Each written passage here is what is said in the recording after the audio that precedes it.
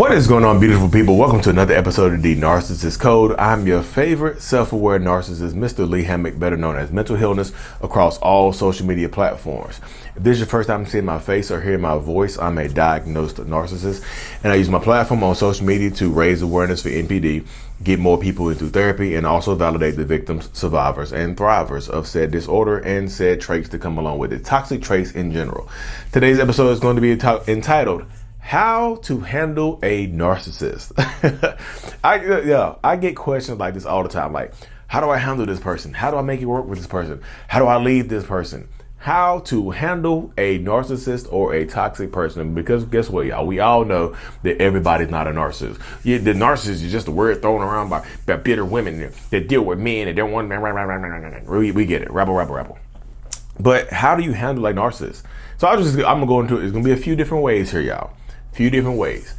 First, for the first answer to this question, it's going to be, it depends.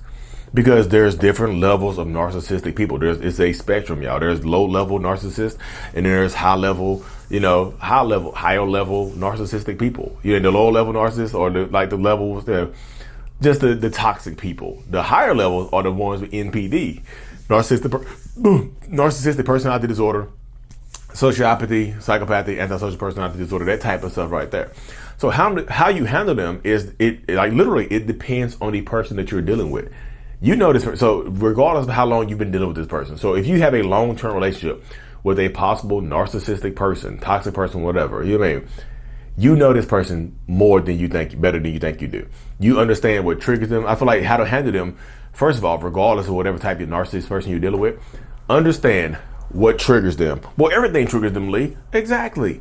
Everything that they don't like is going to trigger a negative response from them. Because guess what? If it's not praise, if you're not praising them, you're criticizing them. You see how that works right there?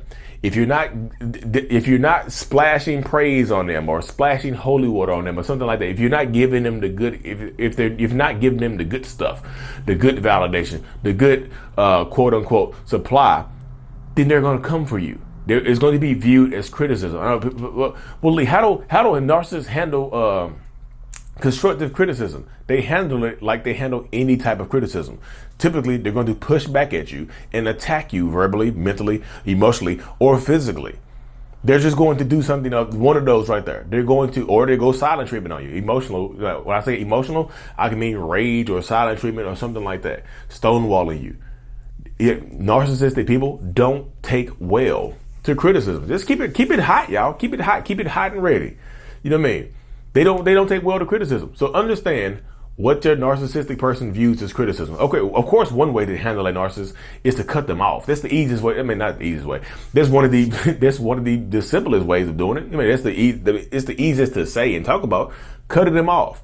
But I know it's not easy to do. Well, Lee, you make it sound like it's easy. No, I understand the dynamic is not easy, because that used to be when I first started this journey. Before I understood the trauma bond and stuff like that, I used to just leave. They used to be my response to everything. Why are you staying with this person? Then just leave. Then I understand how the human mind works and resiliency and all this other stuff and the trauma bond. So yeah, just leaving is that would be the simplest way of dealing with somebody. But sometimes even if you leave, you still have to deal with them. Y'all got kids, you got houses together, you got property, you got businesses, you have a lot of stuff that's linked together. You might be married, so you have to get legally divorced or something unless you're going to disappear. You know what I mean? So sometimes leaving is typically going to be the best option to handle a narcissistic person that is not willing to work on themselves or change their behaviors or treat you any better, to take any type of accountability and stuff like that. So leaving is going to be one of the options a lot of times. Yeah, it is. You know what I mean? Yeah, it definitely is. And yeah, I know if you're on the YouTube channel, you see the shirt right here. This is the first mock-up of the empowered shirts. With my logo, I'm gonna put my logo right here. Instead of saying I'm powered, it's gonna say I'm powered, which means self-love, or it's gonna be read as empowered. Whatever, these will be coming out soon, y'all. Thank y'all so much for the support in the shop so far. But yeah, that's typically how it goes, though, y'all. If you're dealing with narcissistic people, toxic people, understand that's the dynamic, y'all. It is. Yeah. How do you handle a narcissist? Sometimes the best way to handle them is to get as far away from them as possible. You know what I mean? This distance is a boundary. How do you handle a narcissist? Setting boundaries. And the boundaries are not for that one person. The boundaries are not just for the narcissist, y'all. The boundaries are for you. They are. The boundaries that you set are for you. You know what I mean? Whatever boundary that you set in place, whatever boundary that you set in action, it is for you. It's to protect you, your mental health, your physical health, your emotional health, your kids' health, whatever. You know what I mean? It's to protect you. Whatever boundaries that you're setting, whatever boundaries you're putting into place, it's for you, 100%. You know what I mean? It's absolutely for you, 100,000%. You have to be moving forward with this type of stuff, y'all. You have to be willing to, to sacrifice and do things like that. How do you handle a narcissist? You handle a narcissist by empowering yourself. I know when I'm talking about it, I know I make it sound like it's easy. But one of the best ways to handle a narcissist is to empower yourself. Empowered. You see, that's why I had this. Hey, I put it on the shirt. Empowered. You have to empower yourself. You see my comment section? I'm always responding to people. Stay empowered. Because if you're empowered, if you're powering up, the narcissistic person doesn't stand a chance against you. They just don't. You mean empower yourself. That's one of the best ways to handle a narcissist is to empower yourself, is to love yourself more. Because if you are not dependent on that narcissistic person to give you affection, love, care, to validate you, then you see how that works right there. When you get to the point where you don't need them in any type of way, any way, shape, or form, you know what I mean? If you don't need them to emotionally validate you or to financially validate you or whatever, you empowered yourself. You handle them that way by stripping away their power from you. If you're empowered, then you take away the power from them.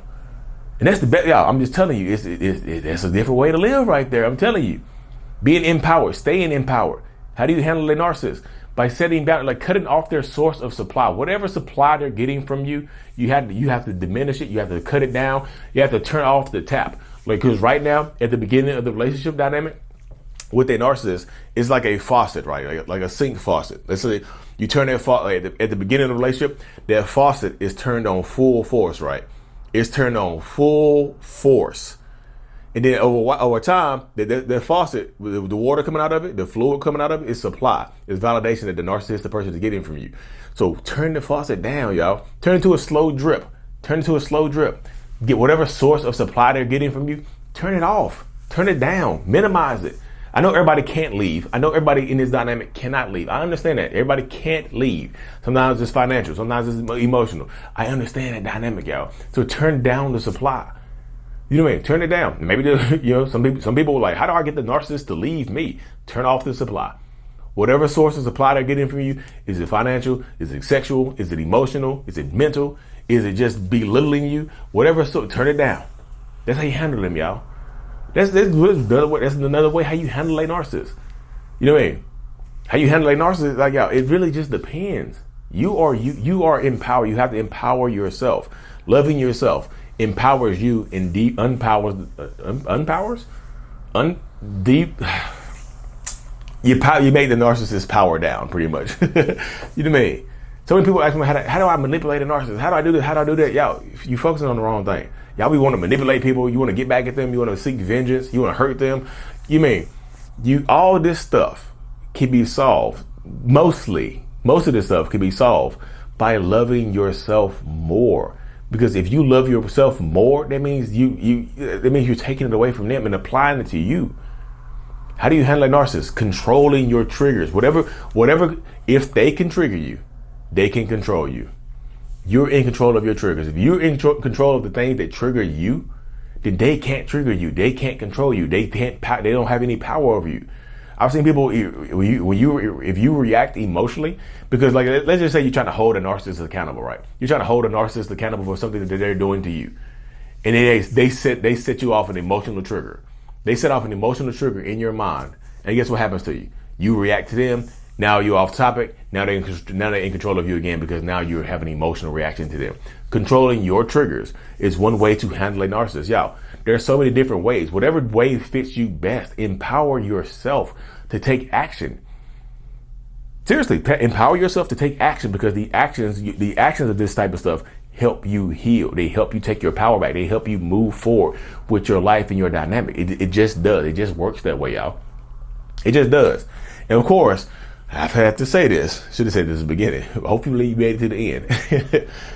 Hopefully you made it all the way to the end. You know what I mean? Use discretion. Because once you start to do all this stuff and take your power back, when they can't control you with the mental or the emotional, sometimes they will get physical on you. So if you take your power back and not let them trigger you emotionally, they might put their hands on you. And this is, we all know that narcissism knows no gender. You know what I mean? So they'll, men, women, whoever will put their hands on you. You see what I'm saying? They'll attack you. They'll put their hands on you. They'll do a lot of different stuff to you. You know what I mean? So you have to empower yourself on this journey, because if you don't, then you end up hurt. You end up losing yourself to this person. And then when you lose yourself, we all know how that goes. So y'all. So stay empowered, stay on your journey, and stay healthy, y'all. Stay strong, because you can do this. You know what I mean? But anyway, y'all, thank y'all for tuning in to another episode. I really, truly appreciate y'all. Like I said, the self-love stuff is available. The link is going to be in the description everywhere. Toronto, Canada, November 19th. If you're in 2022, because I know how YouTube be making these videos go viral 4 years down the road. So November 19th, 2022, we'll be in Toronto, Canada. But anyway, y'all, link is in the bio for that as well. Thank y'all for tuning in. If you're listening to this on Apple Music and Spotify, hit that 5 stars. Give me a good rating. I appreciate every single one of y'all. We're like number 4 or 5 podcast for talk about narcissism in the world, which is incredible. Like, goodness gracious, y'all.